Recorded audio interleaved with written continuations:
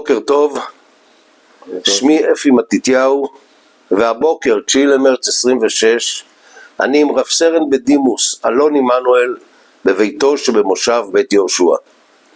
אלון היה במלחמה קצין לוחם ביחידת 707, חבלה ימית שלימים התאחדה עם שייטת 13 והפכה לחלק בלתי נפרד מהשייטת. אלון, ספר את הסיפור שלך ונתחיל ברקע המשפחתי. אוקיי, הוריי הגיעו למצרים מיוון, מקורפו. אמרת לי שיש איזה משהו מיוחד בשם עמנואל. כן, נגיע לזה. הם פשוט הבינו בזמן שאירופה בוערת והם ברחו לפני המלחמה. עכשיו, מצרים הייתה בכלל ארץ, ואלכסנדריה בפרט, עיר מאוד קולטת נפלטים מאירופה, פולנים, רומנים, הונגרים, יוונים, שפשוט כולם, המחנה המשותף, הבינו שפה העסק מסוכן וצריך לברוח בזמן. הסבא שלי, הוא היה במקצועו, היה הפסל של סלוניקי. והוא עשה שם כמה פסלים שעד היום בעצם עומדים בכיכרות וכן הלאה. ולהתפרנס, אז הוא היה עושה גם מצבות לחבר'ה שם. והחבר'ה האלה בקיצור, אמא שלי ואבא שלי התחתנו באלכסנדריה, ונולדתי בבית חולים יהודי, נולדתי ממול. יש כזה דבר, ואחד הרופאים שם אמר לי, אמא שלי, תשמעי, זה בעצם הוא המשיח בפוטנציאל. איך שהוא אמר את זה, התאריך זה היה 15/5/48, ה' באייר תש"ח, פרצה המדינה. ואז הוא אמר לה, הנה אותות ומופתים. זאת אומרת, מהרגע הזה אני בעצם גודל בחזקת משיח. עם כל ההקלות, כמו למשל, נגיד בבית ספר לא הייתי במתמטיקה העיפרון הכי מחודד, אז אבא שלי אמר למורה, משיח לא עושה חשבון. וכן הלאה, אז זה הפך להוואי וכולם היו באים ונוגעים בי והפכתי לשם דבר בתור משיח בפוטנציאל, ואני תמיד אמרתי גם לחברים שלי שיכול להיות שאני עוד המשיח, אז זאת אומרת זה רק עניין של זמן, ואל תעשו, תתקשרו אליי, אני בעד פרוטקציות, אני בעד לעזור לחברים, אין לי בקטע הזה, אין לי שום בעיה, ואם באמת אני המשיח המכהן, אז תזכרו, תנצלו את העניין, זה לא כל כך פשוט לפגוש משיח. ב-57, מלחמת סיני, אנחנו עדיין באלכסנדריה. רצת לי מהר מדי. אני רוצה קצת עוד על הילדות עד 57. מה אתה זוכר מהילדות באלכסנדריה? בוא נגיד ככה, הילדות באלכסנדריה הייתה באמת ילדות של דבש, ממש. זאת אומרת, יש לנו תמיד את העניין הזה שאנחנו תמיד מזלזלים בארצות ערב, ואנחנו חושבים שהם כולם באים מהחושך ואין להם חשמל ואין להם קשקוש. אלכסנדריה זאת הייתה עיר שאני זוכר, בסופי שבוע היינו הולכים לראות מרוצי סוסים, היינו רואים מרוצי כלבים, היינו שתים בסופי שבוע ביחטות לים, היינו הולכים לראות משחקי גולף. זאת אומרת, אני מדבר על דברים שהיום רק הגולף, יש לנו מגרש אחד. הכל היה שם ברמה גבוהה מאוד. אבא שלי היה רואה החשבון של חברת קלבר קולום, שזה חברת הצמיגים, והוא היה אחראי על כל המזרח התיכון, ולכן הוא היה גם נוסע לעיראק ולטהרן, והיה נוסע לכל המזרח התיכון, זה היה תחת השרביט שלו בתור הרואה חשבון של החברה, לסגור להם מאזנים, והוא גם היה מביא הרבה מתנות וכן הלאה, והוא בתור אדם שחלש על כל המזרח התיכון, איכשהו התחברו אליו מדינת ישראל, הוא היה בתא שקט כזה שעוזר למדינה בכל מיני משימות מיוחדות. בין היתר, דרך אגב, היה לנו דוד שקראו לו ג'יימס הליפקס, ואם ראית את הסרט על אלי כהן, אז הוא מופיע שם בסרט, בתור בעל חברת ספנות, שעזרה למדינת ישראל לא מעט, ובעצם האבא שלי היה בחזקת רואה חשבון, אבל מבצע גם מבצעים מיוחדים בשעת הצורך. חלק מהחבר'ה האלה נתפסו בסוף בקהיר, אם אתה זוכר את כל האירוע של הפרשה וכן הלאה. שאלה. בתור ילד גרתם בשכונה או ברובע יהודי, החברים שלך היו יהודים, או... אנחנו, בוא נגיד ככה, אנחנו גרנו ברובע יוקרתי, זה היה נקרא קליאופטרה, זה היה חוף שיש שם, דרך אגב, מחצאות בתוך הים, שקליאופטרה חצפו לה, יש שם נובעים מים חמים, על יד הקורניש, על יד הטיילת של אלכסנדריה, שהייתה מאוד מאוד מעודרת ורחבה ויפה, עם בתי קפה, עם תזמורות שמנגנים לקהל. אני אומר לך, אני כל פעם, אתה אמרתי לכם, וחבר'ה, אתם מדי מזלזלים בקטע הזה, תפסיקו עם זה. עכשיו, אבא שלי, כשהגענו לארץ, הופיע פעם פקיד סוכנות, גרנו במעברה, תקף אני ארחיב לך על זה, ואז העולים החדשים תמיד בקטרים, והפקידי סוכנות צריכים להגיד להם, חבר'ה, אל תבלבלו את המוח, ואז באיזשהו שלב בשיחה, אבא שלי אמר לו, תשמע, אני רוצה שתבין, לי היה במצרים 2 טלפונים בבית, אומר לו. אז הוא אומר לו, אבל איך היה לך טלפונים בבית? הרי במצרים אין חשמל. אז אבא שלי אמר לו, לא, במצרים הטלפונים עובדים על נפט. וזה היה פחות או יותר הסיפור, זאת אומרת, היה מין זלזול מנטלי כזה. אני גם אחר כך ראיתי את זה, כשבגרתי והתחלתי לסובב גם אני בארצות ערב, בדמשק, בביירות, פתאום ראיתי וואלה איזה מותגים, וזה שבכלל לא היה לנו בארץ, תמיד, זאת אומרת, אמרתי חבר'ה, בואו נרגע, תל אביב, עם כל הכבוד, זה עדיין שכונה יש לנו עוד מה ללמוד מהחבר'ה האלה, זאת אומרת, אני תמיד, וזה עזר לי מאוד אחר כך בשירות הצבאי, אני תמיד, הייתה לי נטייה לא לזלזל בהם בכלל, ולהבין שאנחנו בסדר, אבל אין שם אפסים גמורים, וכל האווירה הזאת של אנשים שלא יודעים כלום, והכל נראה שם נורא, זה לא היה כך. עכשיו, השם של הסבא שלי זה היה עמנואל נג'אר קראו לו. עכשיו, בגלל הנסיבות שפתאום הפכתי למשיח והמדינה פרצה, ואבא שלי היה רואה חשבון שעושה כל מיני חשבון, הוא אמר, עמנואל זה לא שם מוצלח בכלל בתקופה הזאת, יכול להיות שעם השם הזה הוא יחזיק מעמד עד הבר מצווה, אז בוא נקרא לו קלוד, והשם שלי זה עמנואל קלוד הליפקס, זה השם המלא, זאת אומרת, עמנואל זה השם הסבא, אבל אני אף פעם לא השתמשתי בשם הזה, כי זה היה שם שהוא לכאורה יכול לעשות צרות במדינה שהוכרזה כמה ימים לפני כן. אז זה בעצם העניין. אני בחיים תמיד קראו לי החבר'ה בצבא אלון, משום מה, כי זה תמיד נתפס השם המשפחה, אבל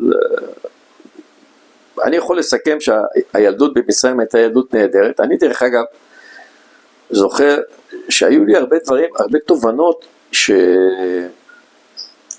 בתור ישראלים אנחנו לא מבינים את זה. למשל, במלחמת עיראק, כשהחבר'ה ביהודה ושומרון רקדו על הגגות, אז נורא כעסו עליהם פה כולם, ואני לא כעסתי, כי אני זכרתי שבמלחמת קדש, כשהאנגלים והצרפתים התקיפו את אלכסנדריה, אני ואח שלי רקדנו בסלון, אני זוכר את זה. זאת אומרת, זה בסדר, אני אמרתי, מה אתם רוצים? הם אויבים שלנו, זה הכל בסדר. וזה היה סוד, זה לפעמים פרופורציות שאתה יכול לקבל אותם רק מזה שעברת את זה בעצמך, כאילו בתור ישראלי אתה אומר, זה נורא, מה הם רוקדים, זה שומקים עלינו טילים. אותו דבר אנחנו עשינו בתור ילדים יהודים באלכסנדריה. עכשיו, אנחנו בעצם ב-57 גורשנו. היה איזשהו כנראה כבר חשד על כל התא הזה, ופשוט אמרו לאבא שלי, יש לך 24 שעות להתפנות, והשארנו שם רכוש של בית יפה וכן הלאה, והלכנו ממש עם מינימום ציוד, קצת זהב, קצת מזומנים, בכל זאת אבא שלי היה רואה חשבון, אז הוא שם קצת כסף בצד, והגענו למחנה מעבר בצרפת, היינו שם שנה, עד שעלינו לארץ, זאת הייתה שנה נהדרת. יש לי אח גדול ממני ב5 שנים, הוא כבר לא איתנו, והיינו פשוט כל יום מטיילים ונכנסים למוזיאונים של מרסיי ורואים את העיר, הכרנו את העיר מרסיי ממש בצורה בלתי רגילה, ואז הגיע יום אחד, אמרו אוקיי, עולים ארצה. יש לך מושג למה הייתם שנה במרסיי? למה לא הגעתם ישר לארץ? כי לא יודע, משהו כנראה עם העניין של הקליט שלה, לא יכלו כנראה לקלוט אולי כל כך עולים או משהו כזה, לא היה איך להכניס אותם. לא משנה, אבל זה יצא טוב, כשבדרך אמרו כל הזמן לאמא שלי, אנחנו באונייה, היינו באונייה האיטלקית, ואז החבר'ה מהסוכנות שכבר היו באונייה, אמרו לה, אתם הולכים לקבל וילות. עכשיו, וילות זה על הכיפק, אנחנו מגיעים לחיפה, ונוסעים ורואים את זיכרון יעקב, ואמא שלי מתחילה לעשות מיון, אומרת, זה לא נראה, זה קטן, זה גדול, זאת אומרת, היא כבר בראש של וילה בסביון לפחות, ואז אנחנו מגיעים למעברת דיור לעולה בנתניה. דיור לעולה בנתניה, זאת המעברה הכי מתקדמת שיש בישראל, זה טרום אסבסט, מבנים של טרום אסבסט, בנויים לגמרי, חד קומתיים, כשבמקביל הדודים שלי, הם גרים במחנה יעקב, מחנה ישראל, כל מיני כאלה, ממש באוהלים ובפחונים. ואנחנו, וואלה, קיבלנו ממש בית לכל דבר. אבל מה, אמא שלי, היו לה ציפיות אחרות, אז היא אמרה, לא. אמרה לנהג, היה נהג משאית, אמרה לו, לא, אתה מתבלבל, אנחנו צריכים ללכת לווילות. ואז הוא אמר, עשה סימן, והמשאית הרימה את כל הציוד וכל הכל נשפך שם, הקריסטלים והכל, ומצאנו את עצמנו פתאום בתוך העניין הזה, וברור אין חשמל, אין מים זורמים, היינו העולים הראשונים במעברה הזאת, הראשונים, ובאמת בתוך הצריף היו שם מזרונים, הייתה פתיליה, היה איזושהי התארגנות, זאת אומרת, אנחנו מסתכל זה מבחינת, מישהו חשב, היה מחל מים, ג'ריקן, הדלקנו נרות וככה, ואז אמא שלי אמרה, אוקיי, כנראה שבישראל זה נקרא וילה, ככה זה הווילות פה בישראל, והשלמנו עם זה. עכשיו, בבוקר אנחנו קמים, ומסביב דיונה, ממש, החולות של פולג של נתניה, ואז אני אומר לאח שלי, אנחנו הרי נולדנו באלכסנדריה, חול זה ים. אני אומר לו, שמע, אנחנו על יד הים, בוא נלך לים. שואלים את אבא, איפה בגדי ים? אבא שלי מסודר, ישר יש לו קודים על כל מזוודה מה יש, ולפי א' ב' כל דבר איפה נמצא. אומר מזוודה 14, פותחים את מזוודה 14, מוצאים בגדי ים, מגבות, ותופסים כיוון הפוך בכביש החוף, בכיוון מערב. זאת אומרת, המעברה ישבה, מצד אחד היה לה את כביש החוף, ומצד שני החולות של נתניה, שזה בעצם המטווח של חיל התותחנים בדורה. ואנחנו מגיעים לשם, ויש שם גדר עם גולגולת, ואני אומר לאח שלי, מה זה? אז הוא אומר לי, חוף בלי מציל.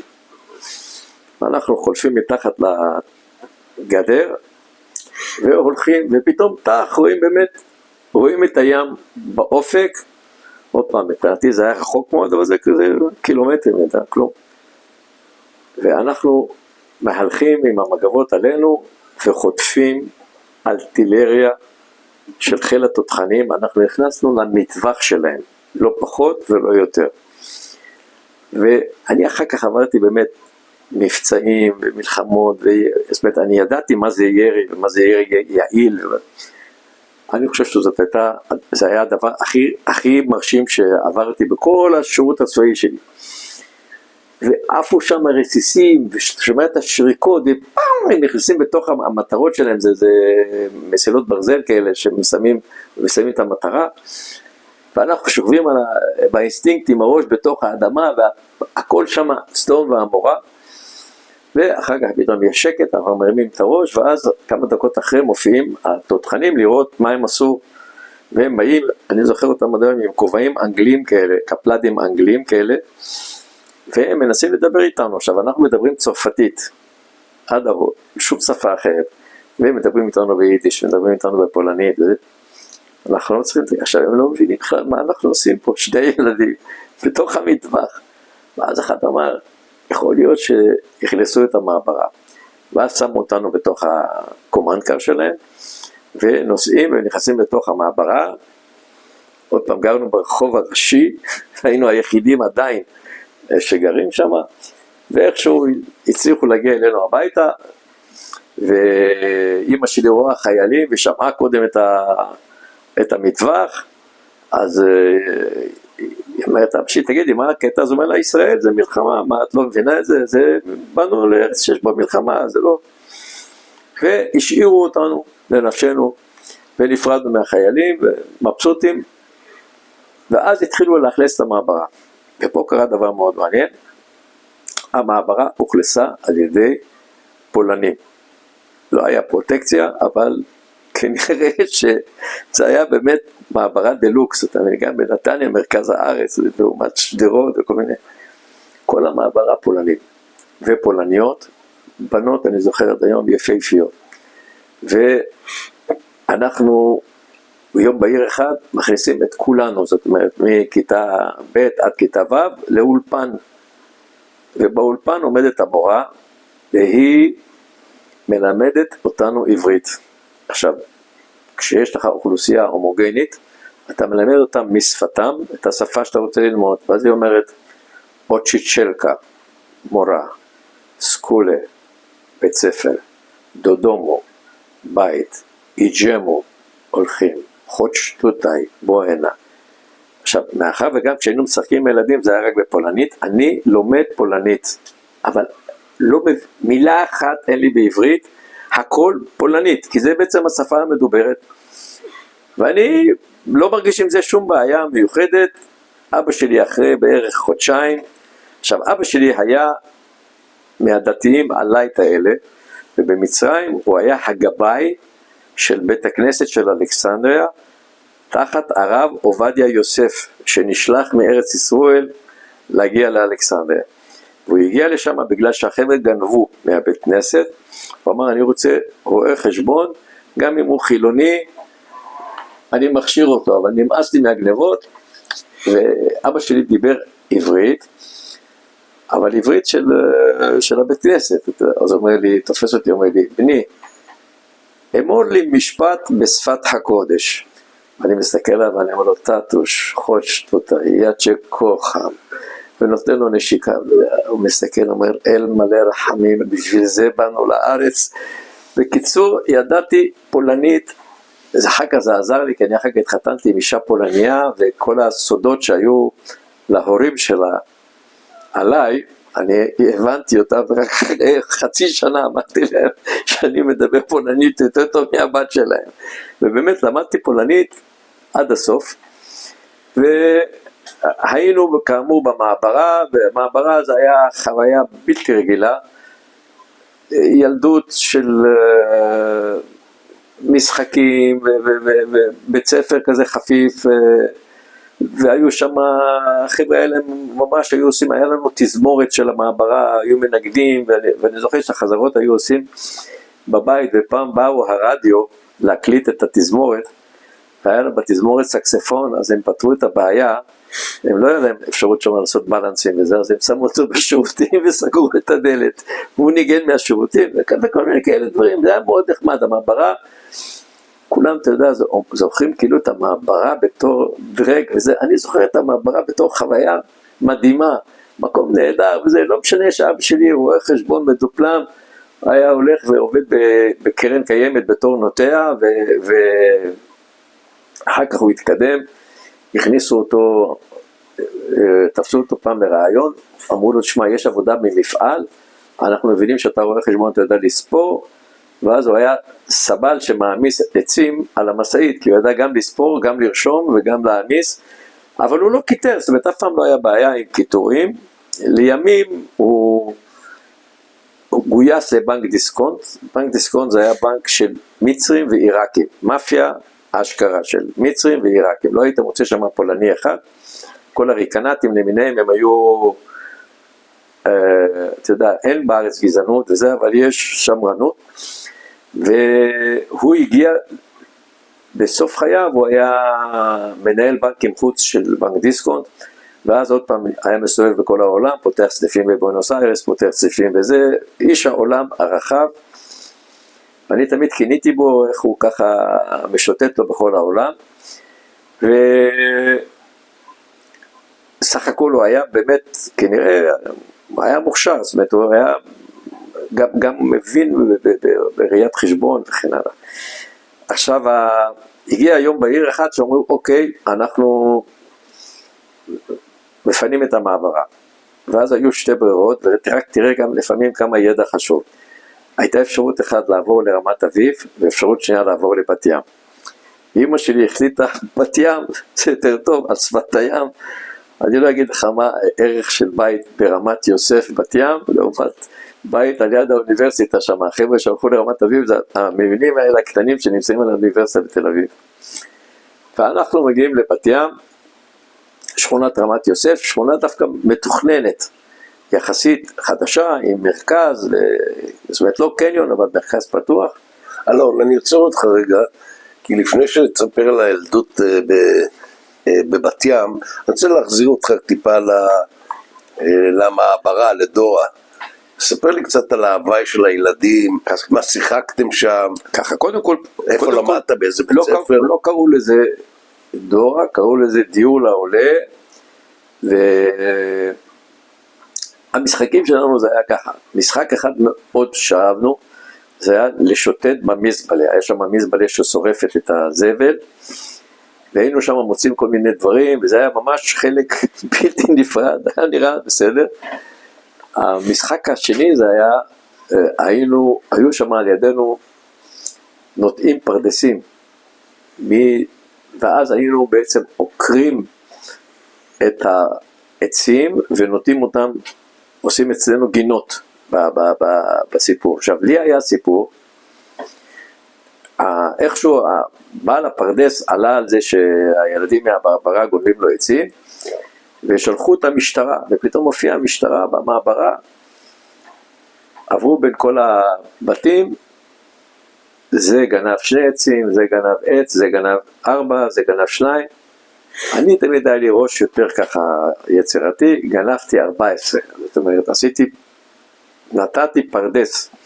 עכשיו, הדוד שלי ג'יימס הליפקס, אותו האח של האבא, שהוא היה בבסיס שלו מרגל במצרים, הוא בא אליי לתת לי תדריך, הוא אמר לי ככה, תשמע, אתה לעולם לא מודה, אף פעם אתה לא מודה, עשית, לא עשית, אתה לא מודה, והם צריכים להוכיח שאתה גנבת, הם צריכים להוכיח. אני אומר, אבל העצים, הם מצאו את העצים, זה אמר לי, נכון, אתה, מה שעשית, הלכת לפרדס, ובדרך ראית שנפלו לילדים עצים מהיד, ואספת את העצים, והבאת אותם, הצלת אותם, אתה לא גנבת כלום, זה הכל. נעמדים בשורה, בית משפט לילדים, חצי הצגה כזאת כנראה, ואנחנו קוראים מפחד, בכל זאת, יש שם שוטר וכל מיני כאלה, ואז הוא תופס את הילד הראשון, שמעון, אתה מודה שגנבת עץ? כן. יעקב, אתה מודה שגנבת 2 עצים? כן. ככה מובילים בכולם, מגיעים אליי, קלוד הליפקס, אתה מודה שגנבת פרדס, עכשיו מעל 12 זה כבר פרדס, אתה מודה? אני אומר לו לא. השופט ככה אמרו, מה לא? אני מספר לו את הסיפור שאני סך הכל הצלתי אותם והבאתי אותם ולא ידעתי מה לעשות איתם, אז נתתי אותם והשקעתי אותם וחיכיתי שיבואו, יקחו אותם. כל הילדים שילמו כל אחד כנס 5 לירות, לא משנה כמה זה, ואני יצאתי היחיד שיצאתי זכאי, הגנב הכי גדול, יצאתי זכאי, אבל למדתי מזה לקח, שאף פעם אל תודה, גם אם אתה עושה עבירת תעבורה או משהו כזה, אל תודה, תן להם שישברו את הראש, שהם יוכיחו שאתה... עכשיו, המעבר הזה לבת ים הוא היה מעבר מאוד מאוד מעניין, בשכונה שלנו גרו מיטב הפושעים של ישראל. חלק גדול מרשימת הפשע המאורגן, בבלוק הראשון גרה משפחה, אני לא רוצה להגיד את שמה כרגע בשביל לא לפגוע בה, עם 10 ילדים, נשארו ממנה 2. זאת אומרת, היו שם חיסולים וכל מיני דברים, כבר אז היינו מודעים, היינו שומעים את העיריות, זה לא השפיע עלינו באופן אישי, אבל זה קיים. ואז קרה פעם, אני מקבל טלפון מאמא של אחד החבר'ה, אומרת לי, השופט אמר שאם אני אביא מישהו שייתן עדות אופי חיובית על הבן שלי, אז הוא יהיה רק אצל קצין מבחן כזה, שאתה צריך להתייצב קצת, והוא לא ילך לבית סוהר. אתה מוכן לבוא? עכשיו, תבין, זה חברי ילדות שלנו, זה לא... ואז חברות, זה היה שכונה, וזה היה מה... לא משנה שהם היו גנבים בני גנבים. אמרתי, אין בעיה, הייתי אז בצבא עם כל הפרפרים וזה, אני מגיע לבית משפט, שופט אומר לי, מה אתה יכול לספר על האיש? אני לא רוצה להגיד את שמו עוד פעם בשביל לא לפגוע בו.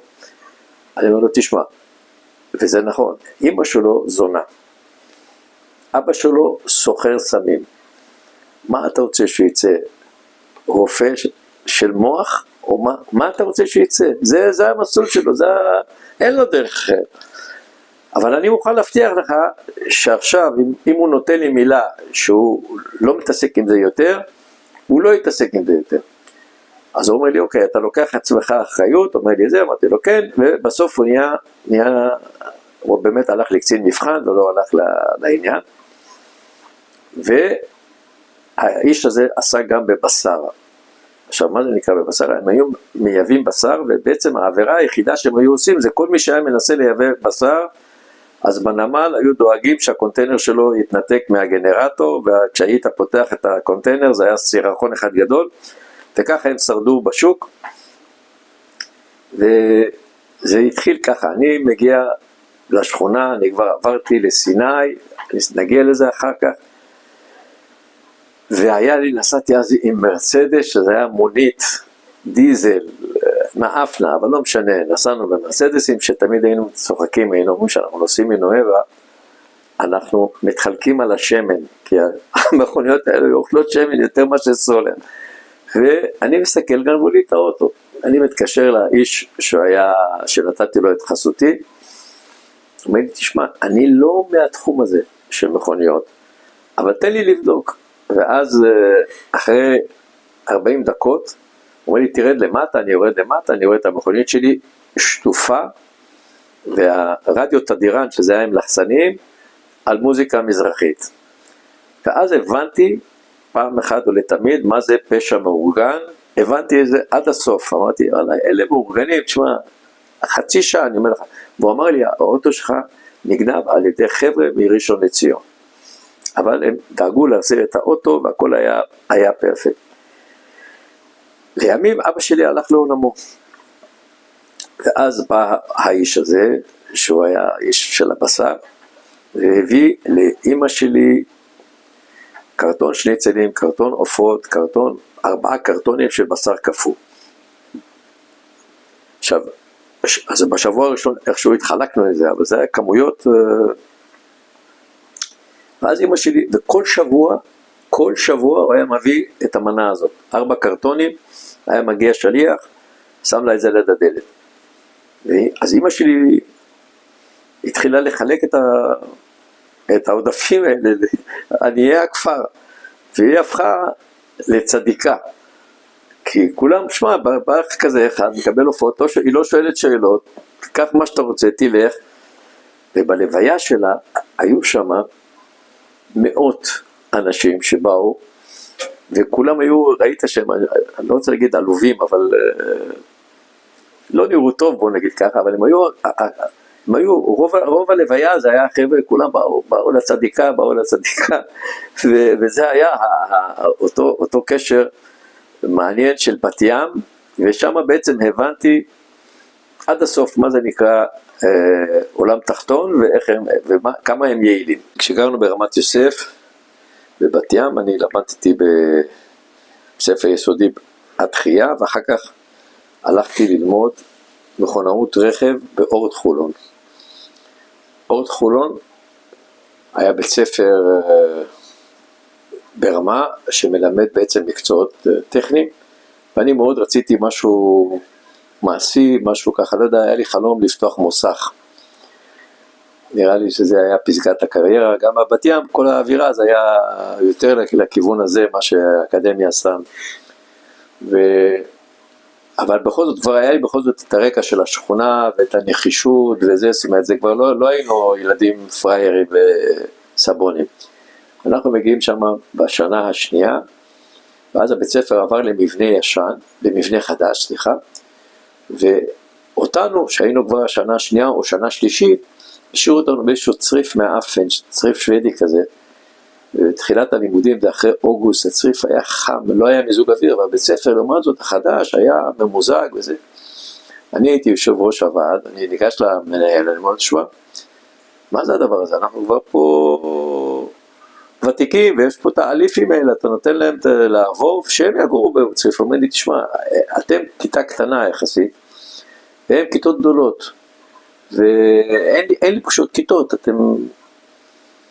טוב, חזרתי אליכם ואמרתי, המנהל אומר שאנחנו נמשיך ללמוד, ואז קיבלנו החלטה אבל מהירה, אחר היינו מכונאים והיה לנו דלק, באנו בסוף היום, שמנו דלק על הצריף הזה, צרקנו גפור, אני לא ראיתי בחיים דבר שנשרף כל כך מהר, בשנייה לא נשאר כלום, באו מכבי האש, עשו ניתוח של התאונה, והכריזו שזה היה בעיה של קצר חשמלי, ומאז קראו לי החבר'ה קצר, זה היה הכינוי שלי. וברור שעברנו אחר כך לבית ספר, ביטלו איזשהו חדר טבע, אני יודע משהו, ועברנו לבית ספר הרגיל, החדש, ופה סיימתי בעצם, סיימתי שם 4 שנים, דווקא בציונים מתקבלים על הדעת, והייתי בעצם פתאום על רקע מקצועי, וכשאני בא לצבא, רציתי להתנדב לשייטת 13, אמרו לי לא, אתה עדיפות מקצועית, אתה לא יכול להתגייס לשייטת 13, אני מפח נפש, אני לפני כן התאמנתי, והייתי רץ ושוחב, והייתי גם במועדון השייט של בת ים, זה היה מועדון שייט דרך אגב מדהים, ממש מדהים, אבל לא היה לו תקציב, אז היינו תמיד שתים לתחרויות, יום לפני, נגיד התחרות ביום שבת, אז היינו ביום שישי כבר שתים לנהריה, ואנחנו בעצם נמצאים על הדגל של נקודת ההזנקה, יש תחרויות גם בחורף, ואז אלה מנהריה לא מסוגלים לצאת בגלי חוף, ואז אנחנו בעצם מנצחים, כי אנחנו כבר הופענו, וככה היינו אלופי הארץ בשייט מפרסיות, אבל למדתי מאוד את כל הסיפור של הימאות, והיו שם מדריכים שהם היו חבר'ה קשוחים כאלה, שלא יותר מדי תיאוריה, הרבה יותר מעשי, וזו תקופה מאוד מאוד נחמדה. אבל היה התחילה בנתניה והמשיכה בבת ים? כן, היא התחילה באלכסנדריה למען האמת. ואז אני מגיע ללשכת הגיוס, אני מתגייס ב6 לנובמבר 66, וזה היום הראשון שמחלקים את המספרים 2-0. עד אז זה 9-7. ואז מתחילות בדיחות בפאקום, אומרים לו, לקחו עוד קיטבק אחד בשביל המספר, וכל מיני כאלה. ואז אני פתאום נחשף לעניין הזה, שאני לא יכול לתנדב לשייטת, שאני יכול לתנדב רק לצוללות.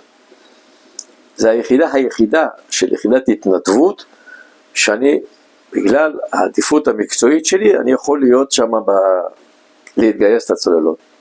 טוב, אני אומר זה יותר טוב מכלום,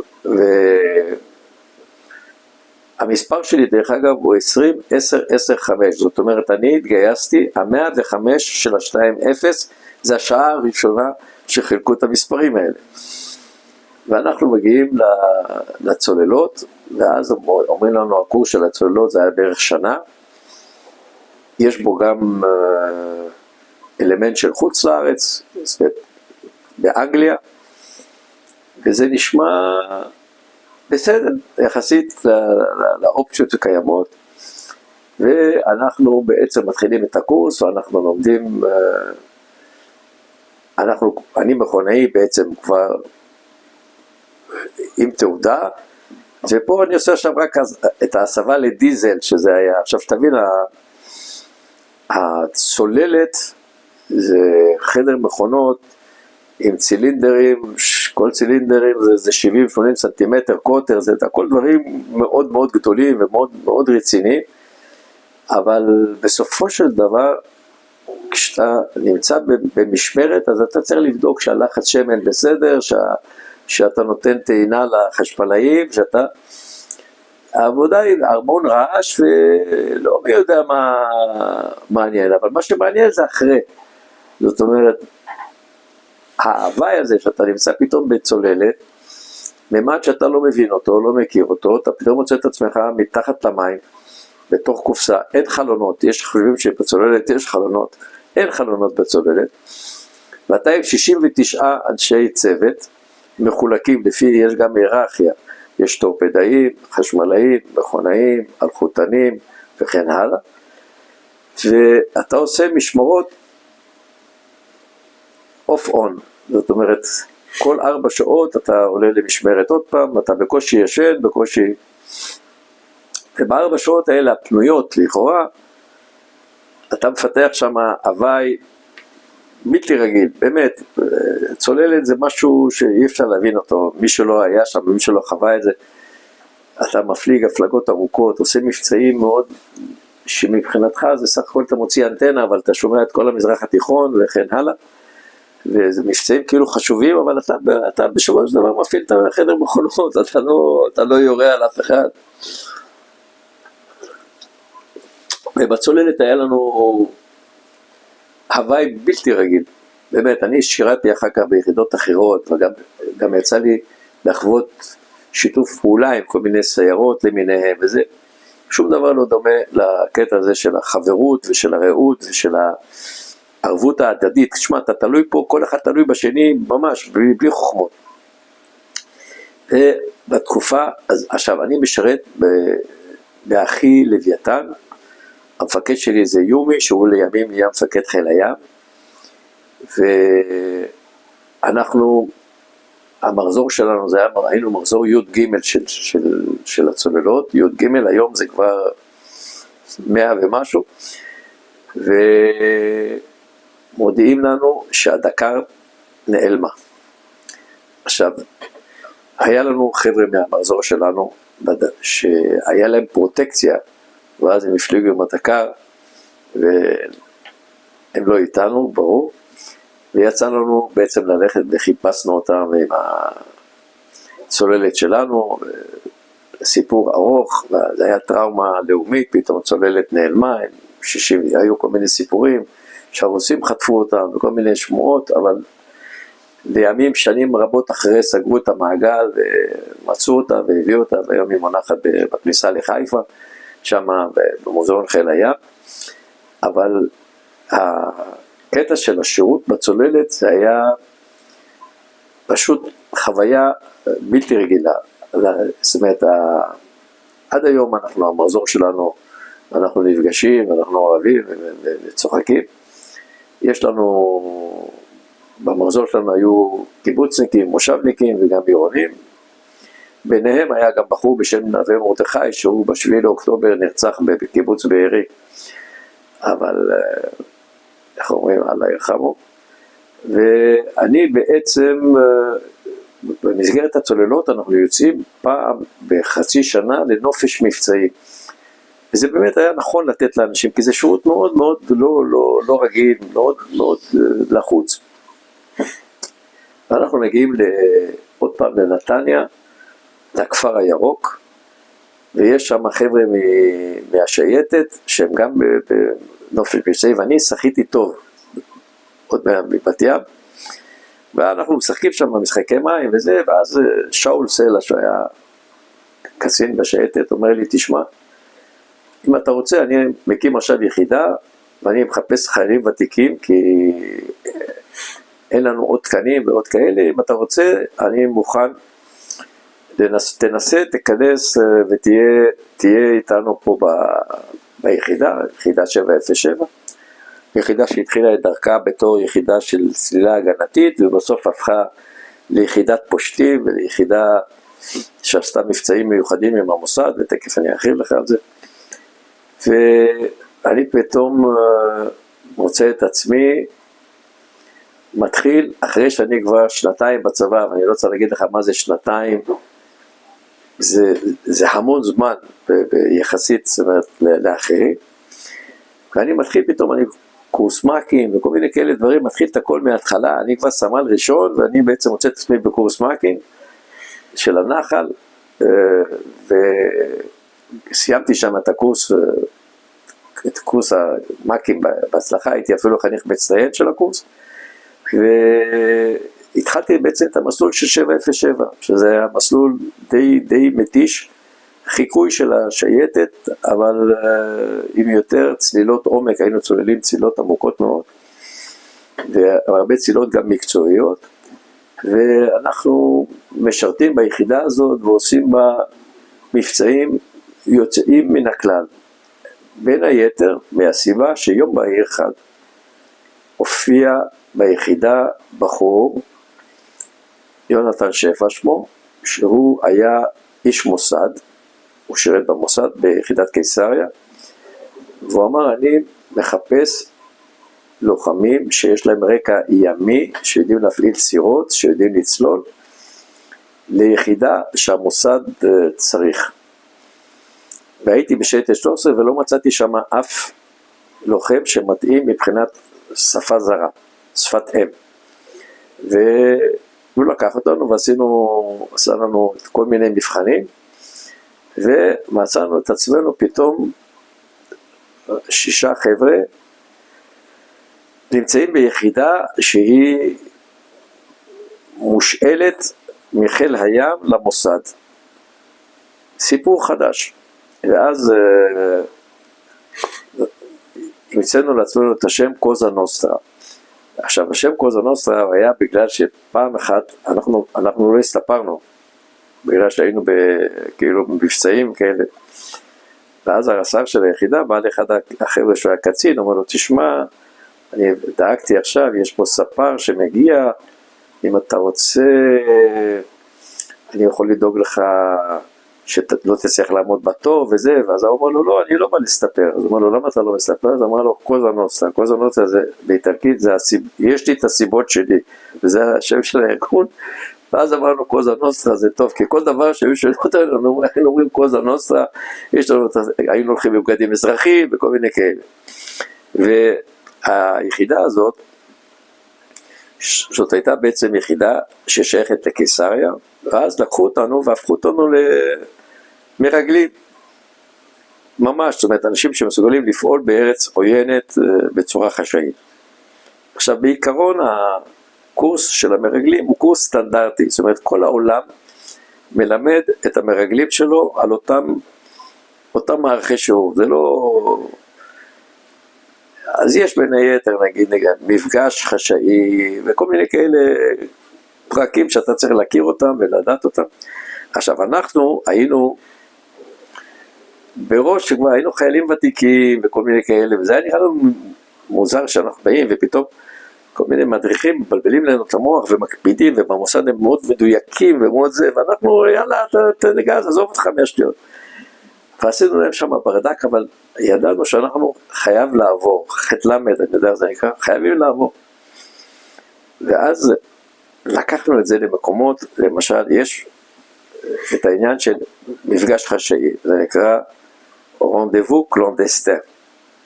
עכשיו, המפגש החשאי מתחיל בזה, שאני מרים אליך, אתה מתקשר אליי, אבל אתה לא אפי, אתה חיימוביץ', כי אנחנו משנים את השמות. ואתה אומר לי בטלפון, האוהב נמצא בחלון, ואז אני צריך לענות לך, האם יש גם גוזל וכן הלאה, זאת אומרת יש וידוי שאנחנו מדברים, שאנחנו מבינים, ואז אתה נותן לי צופן של מקום מפגש והופעה, ואנחנו צריכים להיפגש שם.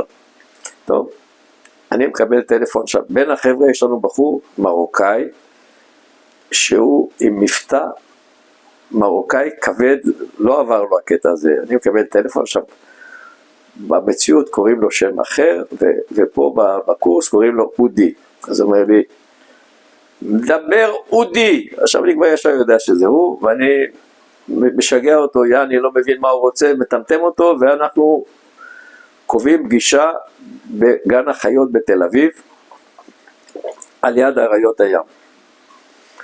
עכשיו אני מגיע לפגישה, אני מופיע עם כל הסימנים, כובע, ג'רוזלם פוסט, לא זוכר מה היה, הכל לפי הספר, ואני מגלה על יד אריות הים, יש ילד מיוחד, אתה יודע, לא אומרים היום מפגרים, שהוא בעייתי כזה, ואני אומר יאללה, אני לוקח אותו, שם לו את הכובע, שם לו את הג'רוזלם פוסט, לוקח לו את המגרפה, היה לו מגרפה, מתחבא אחרי השיח. עכשיו המדריכים צופים עם משקפות, זה תרגילים, הם בודקים איך אנחנו מביאים תרגילים, לא יודעים מה קורה שם, ואז אודי בא, ניגש לילד המיוחד הזה, והוא מתחיל, אומר לו, אני יודע מה, השמש זרחה בברצלונה, אז הוא אומר לו, מה?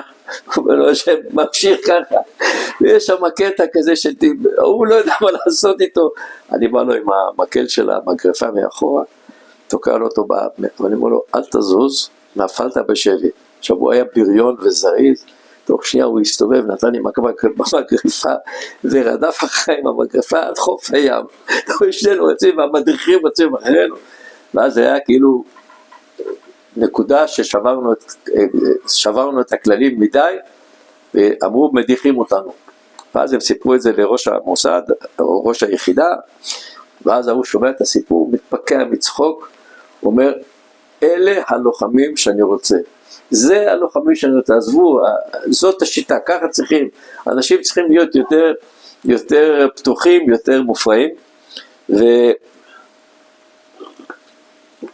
וזכינו לעשות במסגרת היחידה הזאת, עשינו משהו כמו 12 מבצעים, חלקם שהתפרסמו כמו מבצע משה, מבצע קלות שהבאנו בנים ובנות מסוריה, העין הכחולה, דרך אגב, אם אתה קורא ספרים, אז יש ספר של ניסים משל ובר זוהר, שנקרא מלחמת מוחות, אז שם הפרק הזה מופיע, יצא לנו קצת אז לסייע בחיסולים של כל מיני מנובלים של מינכן, בקיצור עשינו עבודה יוצאת מן הכלל טובה, וזכינו להרבה מאוד כבוד והרצה, כי כל דבר עשינו בצורה פשוטה, ובלי תמידי מודלים וכל מיני כאלה, ותמיד הצלחנו, היה לנו מזל בלתי רגיל, וזאת הייתה תקופה יוצאת מן הכלל, באמת, מטורפת, וחלק מהמבצעים, דרך אגב, מופיעים בספר האחרון של המוסד, עם כל מיני,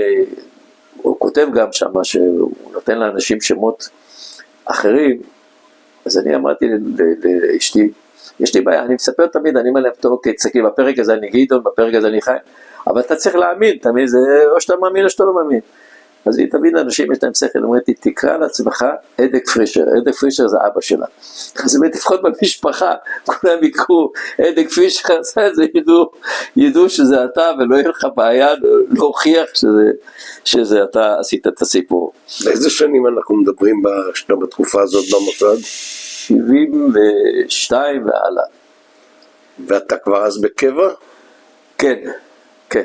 עכשיו תשמע, כשאני חוזר ל-707, שמעתי גם את הרעיון שעשית עם חברי שכני טרייבר, הוא הזכיר שם את בלוזה.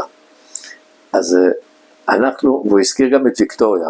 עכשיו, לקראת מבצעים כאלה תמיד שולחים אותנו, ואנחנו מגיעים למוצב שממנו צריכים לבצע את הפעולה, ואנחנו עושים תצפיות, לראות מה יש בגדה מנגד, מעבר לטצות שמקבלים וכל הצילומים.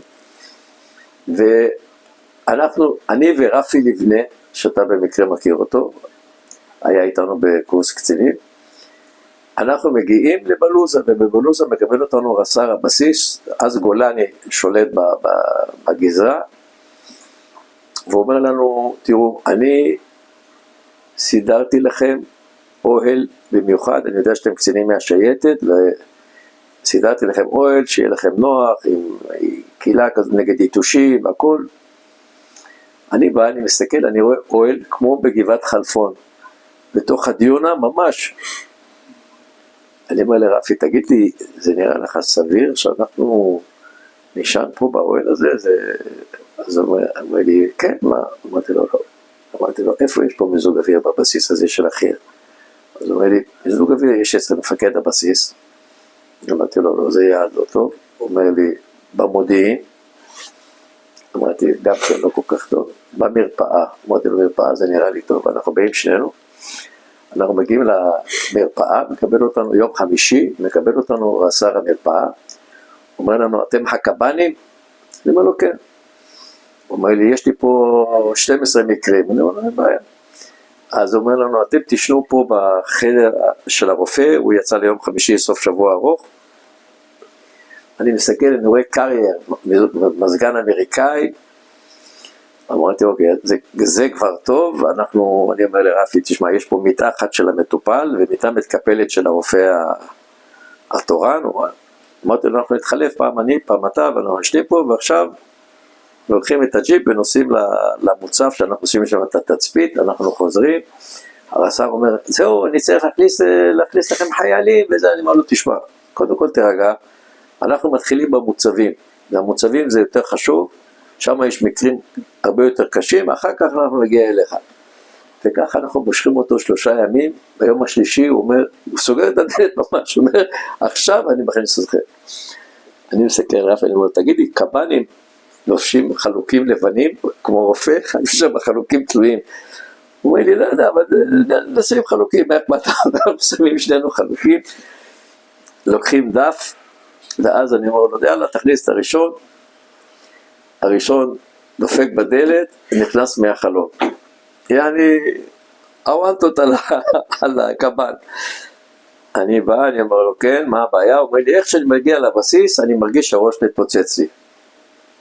אז אני אומר לו, אוקיי, תשכב פה על המיטה, אנחנו פורסים את הנייר בית שימוש, יש כזה נייר טואלט כזה, אני משכיב אותו, אני אומר לו, לרפי, בוא תפתח לו את הראש, נראה A4, יעני, זה המיטה, הוא מוציא סכין צלילה, מה זה חלוד, החייל רואה את הסכין צלילה, הוא אומר, רגע אחד, מה קרה? אמרתי לו, מה תן לו? אמרתי לו, לא, הכל בסדר, אני שיקרתי, הכל בסדר, אין לי שום בעיה, זה בקיצור, הצלחנו להחזיר איזשהו 5-6, אחד אחרי השני, מחזירים אותם, וכולם חוזרים ליחידה, על הכיף כיפק, בריאים לגמרי. ואז איכשהו זה נגמר האירוע, והרס"ר אומר לי, אוקיי,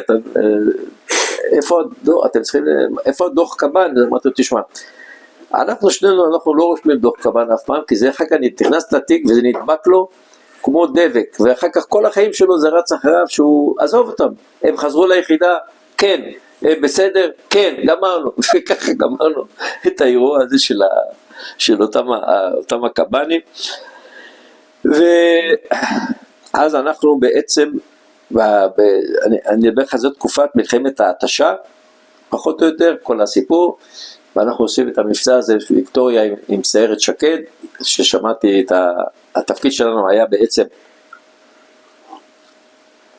להעביר אותם את התעלה, מתחנו כבל ושמנו סנפלינג, והיינו עם חגורות הצלה, אז דקה, אנחנו במקום הנכון. אוקיי, עכשיו, כשהיינו ב-707, היינו צריכים לגייס חיילים חדשים, מתנדבים כולם. ואז קורא לנו הקצין ביטחון של חיל הים, הוא אומר לנו ככה, תקשיבו טוב, אתם לא מספרים שום דבר על מיקום היחידה, מה היחידה עושה, מה הנשק שיש ליחידה, ומה מסלול הקורס.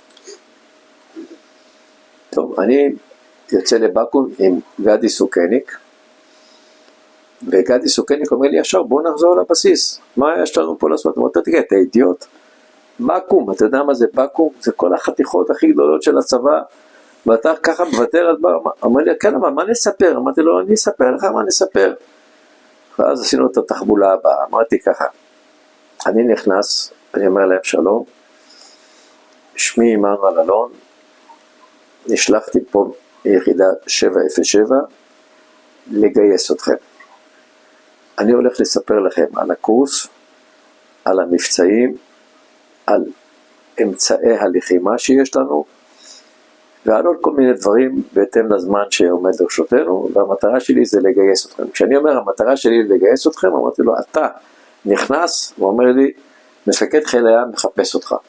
ואז אני אומר, סליחה, אני יוצא מהחדר, אני חוזר עוד פעם, אני לא יודע מה הספקתי לעשות, אז בואו נתחיל את הכל מההתחלה, יהיה פשוט, שמי עמנואל אלון, באתי לספר לכם פה על הקורס, מגיע לאותו פרק, עוד פעם הוא נכנס, אומר לי, מפקד פיקוד צפון מחפש אותך, אני יוצא החוצה, פעם השלישית, זה כבר הרמטכ"ל מחפש, הכל בקשר לטפוס 8, ואז אני בפעם השלישית אומר להם, חבר'ה, אני מצטער, אנחנו חייבים לחזור ליחידה, אני מקווה שהבנתם פחות או יותר מה אנחנו עושים, וכולם התנדבו, אבל כולם, לא היה אחד שלא התנדב, וככה עברנו בתחבולה, מה שנקרא את הקטע הזה של הגיוס, וכאמור עשינו קורס, שהוא קורס של מתנדבים, טריים, חדשים, לא נפל של אף אחד, והקורס הזה בעצם נמשך שנה וחודש או חודשיים,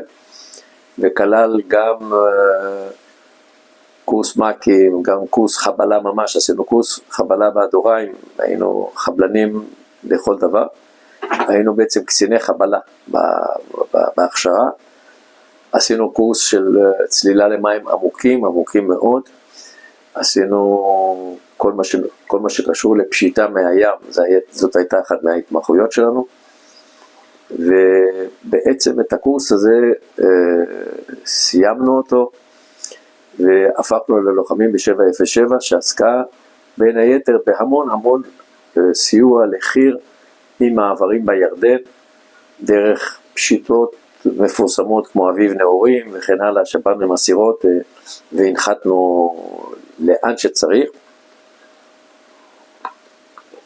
וויקטוריה והרבה מאוד, באמת המון מבצעים, ויצא לנו כל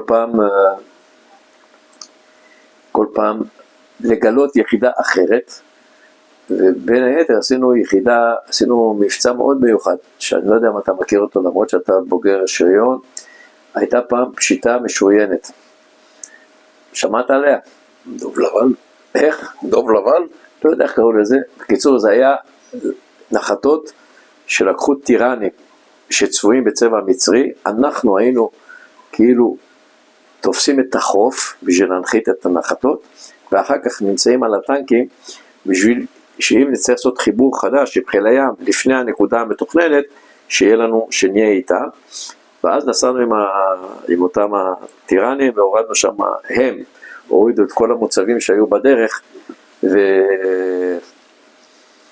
היה מבצע די ג'יימס בונד כזה, מטורף כזה, של השריון, וזה היה מאוד נחמד,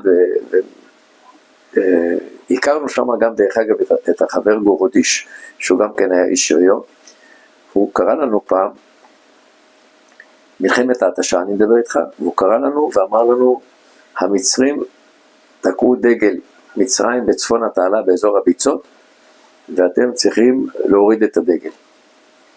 מה אתה מבין בלהוריד את הדגל? כמו שזה נשמע. עכשיו, זה אמצע היום, אנחנו מגיעים לשם, אנחנו רואים את הדגל המצרי, ואני אומר לכם, אתם מבינים שיש פה צלף בצד השני, שמחכה לנו. אז היה לנו בחור שהיה אלוף ב-RPG, אמרתי לו, תוריד את הדגל, הוא נותן ירייה, פוף, מעיף, מוריד את הדגל. מוריד את הדגל, זאת אומרת הוא ירה בבסיס שלו, והדגל נפל. ואז אנחנו חוזרים, ואז גורודי שואל אותי, איפה הדגל? ואני מסתכל בזווית העין, אני רואה פתאום על המדפים, יש לו דגלים מקופלים. ואני אומר לו, הורדנו אותו. הוא אומר לי, כן, אבל איפה הדגל? אמרתי לו, אנחנו הורדנו אותו, כמו שביקשת. לא, אני לא ביקשתי ככה, אני ביקשתי ככה. הוא אומר לי, אתה נכנס אליי עכשיו למשפט, גורודיש. עכשיו, יש את השאלה הראשונה תמיד, זה האם אתה מוכן לשפט בפניי? אני אומר לו, לא, מה יש לי לשפט לי? ואז אני מגיע חוזר ליחידה, ואז בוצר מפקד חיל הים. עכשיו תבין, אני כבר בחמה שעכשיו רק מפקד חיל הים יכול לשפוט אותי, כי הוא תת-אלוף או משהו כזה. ואני מספר לו, והוא בוצר מתפקע מצחוק. עכשיו כל המשפט, אני בישיבה, ואנחנו יושבים, אני משפט כזה, כי היינו די לא פורמלי. לא, גם היינו חביב אלבי של המפקדים, אתה מבין, היינו השפיץ של החוד, אתה יודע, מדברים איתם חופשי לגמרי, לא המפקד, לא הצדור. אז הוא אומר לי, תשמע, מאחר ואנחנו בצבא, אני חייב בכל זאת להוציא איזשהו פרוטוקול, ואני על עבירה דומה, אתה תשב 3 חודשים, זה עבירה דומה, זאת אומרת שאתה לא מביא את הדגל, ואתה לא...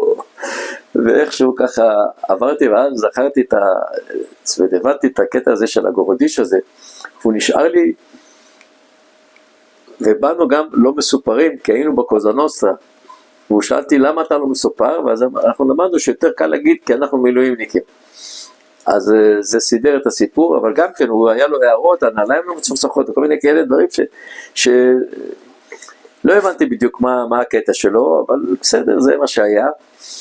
זה היה הסיפור שלנו עם ההיכרות שלי עם חיל שריון, ואני זכיתי גם להכיר, לעשות קורס קצינים עם חבר'ה בחיל השריון, שמאוד מאוד היו חביבים ונחמדים. טוב, אני התקדמתי ב-707, ושלחו אותי לקורס קצינים, עשיתי קורס קציני גם עם חבר'ה מחיל התותחנים וחיל השריון, שחלקם במלחמת יום הכיפורים לא שרדו, הם היו ממש בחזית של הקצונה בתעלה, ואני זוכר אותם שהם באמת היו חבר'ה ברמה גבוהה, חבר'ה טובים עם מוטיבציות, ואותה חוויה להיות איתם. לגילוי נאות זה מקום להגיד שאלון ואני נפגשנו, הכרנו באותו קורס קצינים שאלון מדבר עליו בנובמבר 71, היינו יחד באותה מחלקה. נכון, עכשיו בוא נגיד את מלחמת ההתשה עברנו בהמון מבצעים מיוחדים, חלקם לא הותרו לפרסום עד היום, אבל עיקרם היה חציית התעלה ומבצעים בירדן, חציית התעלה וכל מיני ביצועי מודיעין כאלה ואחרים, ואז בעצם אנחנו נופלים על מלחמת יום הכיפורים, שבעצם לשמם התכנסנו. עכשיו היחידה התחלקה לכמה וכמה כוחות, היה לנו כוח צפוני שעשה כמה מבצעים מאוד מאוד משמעותיים, תכף אני אספר לכם. היה לנו כוח מרכזי והיה לנו כוח דרומי, אני הייתי שייך לכוח הדרומי בפיקודו של דוב בר, שהוא היה גם מפקד היחידה, וכאילו זה היה הכוח שהיה צריך להיות הכי משמעותי במלחמה. עכשיו, יחידות מהסוג של הקומנדו הימי ו-707 זה לא בדיוק יחידות שבנויות למלחמה. גם בגלל שזה יחידות קטנות, זה לא יחידות שמכריעות את הקרב, הן יכולות לעשות עקיצה, יכולות לעשות הפרעה, יכולות לעשות, אבל זה לא יחידות שמכריעות, זה לא חטיבת טנקים או משהו כזה, והן בנויות לעשות שיבושים בעיקר, זאת אומרת, אפילו אם אני מדבר על הטבעת אוניות, אז שהייתה 13 מסוגלת להטביע אוניות בכמות מוגבלת, לעומת סטילים שמסוגלים להטביע בכמות יותר גדולה, ולעומת חיל אוויר שמסוגל להשמיד צי שלם, זה פחות או יותר הפרופורציות. עכשיו, יום הכיפורים, הכוח הצפוני, בוא נגיד הדבר הכי משמעותי שהוא עשה, זה שהוא בעצם ניתק את כבל הטלפון, שמחבר את לבנון ואירופה, וזה יותר מלבנון, זה גם חלק מהמזרח התיכון, זה מבצע תת-מימי בעומק, ובעצם הם היו מנותקים מטלפונים ומתקשורת כל המלחמה, ועוד פעם זה תרומה שיש בה איזשהו ערך, אבל זה לא מכריע את הקרב.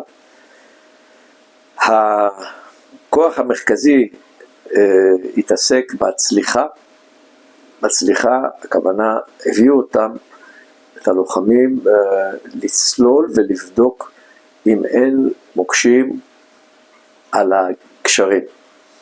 אבל האזור הצליחה זה היה אזור מטווח עם 5,000 קנים, ואי אפשר להכניס אצבע בתוך המים, המים היו כמו סודה.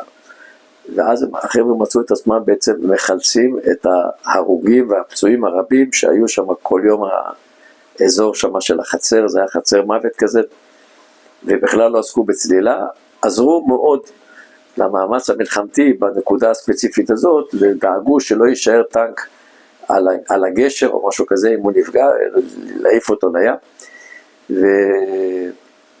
והכוח שלנו זה היה הכוח הדרומי, שעשינו בעצם כמה מבצעים, אחד נקרא לו מבצע עקיצה, שחצינו במפרץ סואץ, ועשינו מערב לחלק מהכוח האספקה שעלה משם וסיפק כוח לכוח המצרי שישב באפריקה.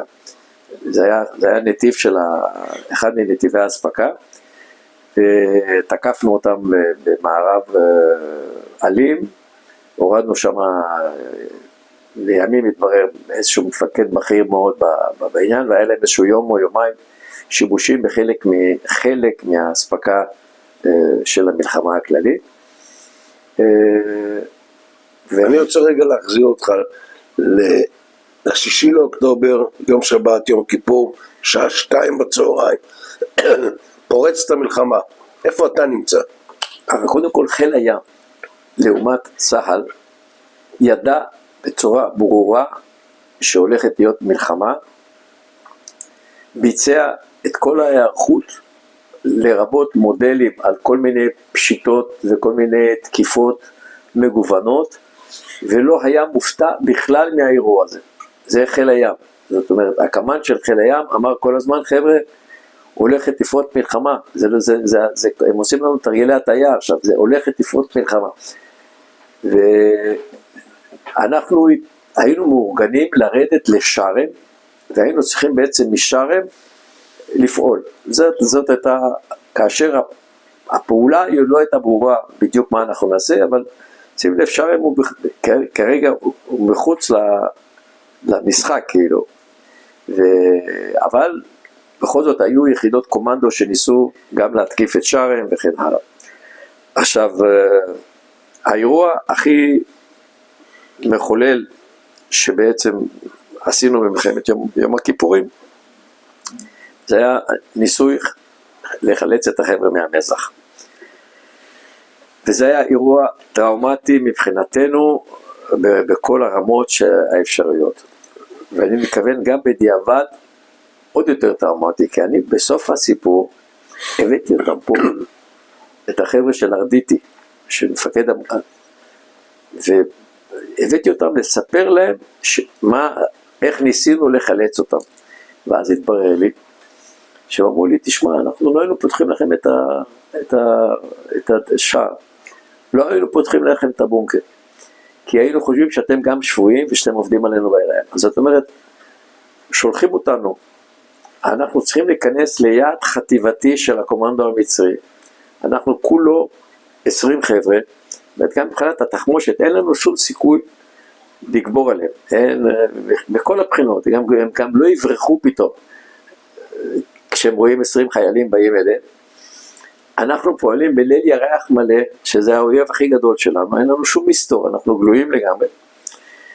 ואנחנו בעצם יורדים, כשאנחנו, דוב בר מפקד המבצע, ואנחנו יורדים לחלץ אותם. והכוונה היא להגיע עם הסירות, 500 מטר מהמזח, להוריד שחיינים, אני הייתי צריך להיות בין השחיינים, לעלות על החוף, להנחית את הסירות, ללכת למזח, לדפוק להם בדלת, להגיד להם, בואו חבר'ה, אנחנו פה, תעלו, הבאנו גם סירות ספר בשביל לקחת אותם.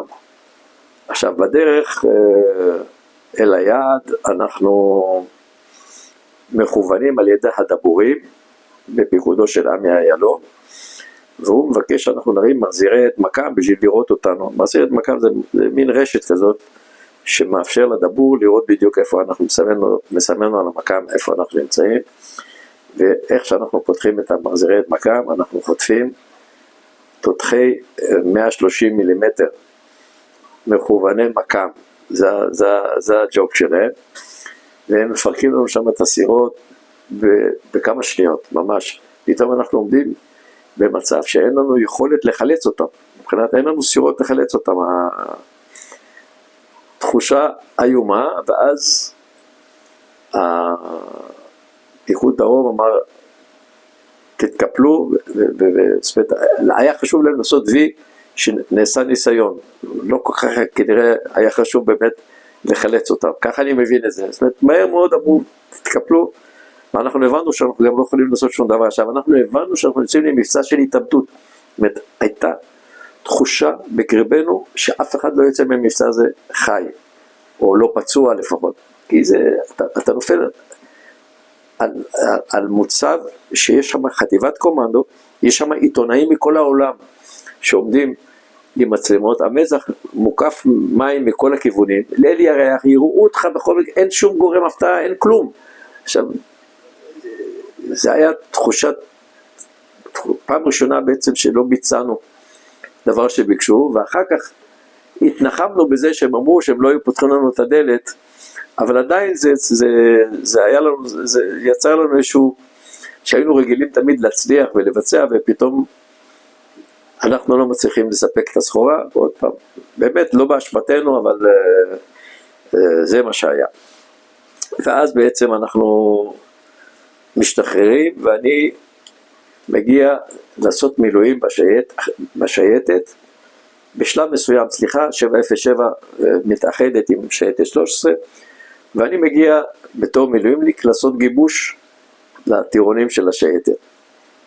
ואז פוגש אותי בחור בשם אשר גל, אחרי כל הגיבוש. עכשיו גיבוש זה הרבה טירונים שאתה עושה למיון, מחלק אותם לכיתות, נותן להם משימות, מתחת למים, מעל המים, זה דבר די מורכב, בוא נגיד, מבחינת... הוא אומר לי, תשמע, אני מרגיש שיש לך יכולת ארגון טובה, אני בא ממנועבה, לא ידעתי על מה הוא מדבר, הוא אומר לי, זה מושב נביעות, ויש לנו שם, אנחנו עוסקים בחקלאות, אנחנו מגדלים מלונים, אבל יש לנו פוטנציאל לפיתוח תיירותי, ואם אתה רוצה, יש שם ג'וב, אנחנו מחפשים מישהו שירים את הסיפור, יש לנו איזושהי התחלה של כמה חדרים של פורצי הדרך של צ'ארם שבנו אותם צולל בונה, ואנחנו צריכים להזכיר אותם עכשיו, אנחנו מרגישים שהפוטנציאל פה הוא ענק, וזה יכול להיות מאוד מאוד מרתק ומאתגר. עכשיו למען האמת לא היה לי שום ניסיון, אבל שום ניסיון בפיתוח בהפעלה של תיירות, הייתי כמה פעמים בבתי מלון, אבל אמרתי לי, נורית אשתי, אמרתי לה, תגידי לי, מה את אומרת? אז היא אומרת לי, מה המסלול? אמרתי לה, מזמינים אותנו לבוא לסוף שבוע ולהתרשם. אנחנו לוקחים לנו וולקסווגן ישן, אנחנו שמים את הבת הבכורה שלנו, ענת, ונוסעים, מגיעים לנואבה, גן עדן, ים מדהים, דיונות, חתיכות, אני אומר לעצמי, וואלה, זה המקום. עכשיו, את נואבה הקימו 3 חבר'ה, אלי חלפון, אורי פוקס, חיים צ'רני, והם בעצם התמקדו בעיקר בחקלאות. החקלאים הצליחו לגדל מלונים שהיו יוצאים בדצמבר, והיינו היחידים בעולם. זהו, לא היה מלונים באף מקום, אז המלונים נמכרו במחירים מטורפים, זה היצע וביקוש, והיפנים היו קונים כל מיני, כל העולם. ואני מוצא את עצמי בעצם מתחיל לפתח שמה את התיירות מבראשית, כשאין לי שום רקע, אבל אני לומד תוך כדי התנהלות, ואני מבין שיש פה פוטנציאל בלתי רגיל, שזה לא אילת, וזה בטח לא ים המלח או כנרת, זה משהו אחר לגמרי. ומהר מאוד אנחנו הופכים למקום עם ביקושים של ישראלים ושל תיירים מחוץ לארץ. עכשיו, בין היתר אנחנו עשינו פעולה מאוד מעניינת, שאני הבנתי אותה, לא יודע, אני הרבה דברים ככה, סתם היה לי בפוקס. הבנתי שמפורסמים מועילים לעסקים כאלה. אז למשל, אם שלמה ארצי היה רוצה לבוא אלינו, הייתי אומר לו, אין בעיה, אתה בא, אתה מופיע אצלנו בבר, ויש לך שבוע ימים on the house. ואז התחילו להופיע מתי כספי, דני ליטני, שלמה ארצי, כל שרשרת האומנים המובילה בתחום, והם היו חוזרים והם גורמים במצב שהיינו בתפוסה של 90% במחירים 10% יותר יקרים מאילת, משהו מטורף. ופיתחנו גם לצד כפר הנופש, פיתחנו גם קמפינג לחבר'ה שלא מסוגלים לעמוד בעניין, פיתחנו קיוסק שהוא הגיע זה היה אולי המקום הראשון בארץ שעבד 24/7, עבד כל הזמן, דאגנו למכור לכל אלה שבאים לחוף במחירים יותר זולים מאילת, זאת אומרת לא היינו חזרים, עבדנו על ההיקפים, לא על אבל ברמות של מחירה שפשוט קשה לקלוט. היו מגיעים אלינו בפסח 100,000 איש. עכשיו שתבין, 100,000 איש שהם מגיעים לחוף, הם נחשפים בשמש, רק צריכת הקוקה קולה שלהם, זה לא כמו, זה גוש דן, אבל שנמצאים בים, אין תופעה כזאת, וכל מה שמכרנו, מכרנו בהכי גדולים בארץ, לא היה לנו שום גוף שהצליח להתחרות איתנו בכמות, מבחינת שטראוס, קוקה קולה, פיתות, הכל הכי גדולים בארץ, ארגנו 8 עמדות שמוכרות סימטרית אותו דבר, אבל 8 מול 100,000 זה לא עומד. אז התחלנו, היינו מוכרים בארגזים, זאת אומרת אתה רוצה להגיד אשל, קח שם ארגז, אין אשל, תמכור אותם הלאה למי שאתה רוצה, ולא היה בעיה, אנשים פשוט היו לוקחים ומוכרים הלאה, והגענו למצב שפסח אחד היו לנו מקפיאים ומקררים שקיבוץ שדות ים, והכנו כמות, אבל לא הבנו מה זה לטפל ב100,000, ופתאום המקרר של הגלידות, המקפיא של הגלידות נגמר תוך 1.5 שעה. אני מרים טלפון לשטראוס, מדבר עם מיקי שטראוס, המפורסם, אני אומר לו, תשמע מיקי, אין לי גם יכולת להכיל את כל הסיפור. הוא אומר לי, אני בא לך עם דאבל טריילר של מקפיא, נעמד, חצי יום, הדאבל נגמר, פשוט הכל נגמר. השירותים למשל, הקמנו 80 שירותים, שזה בור קליעה, אבל מה זה 80 ל100,000? תמיד זה פשוט, זה היה משהו מדהים, ושאר השנה זה היה שפוי וטוב, ואז הופיע לנו בחור בשם אשר ביטנסקי, ואחר כך איתן גפני, ואמרו אנחנו רוצים לעשות פסטיבל בנואבה. אמרנו יאללה, אז אנחנו היינו במסגרת הפסטיבל, אנחנו היינו אלה שמקימים הקמנו את הבמות, הקמנו את כל מה שצריך, שיסל היה המפיק שטח,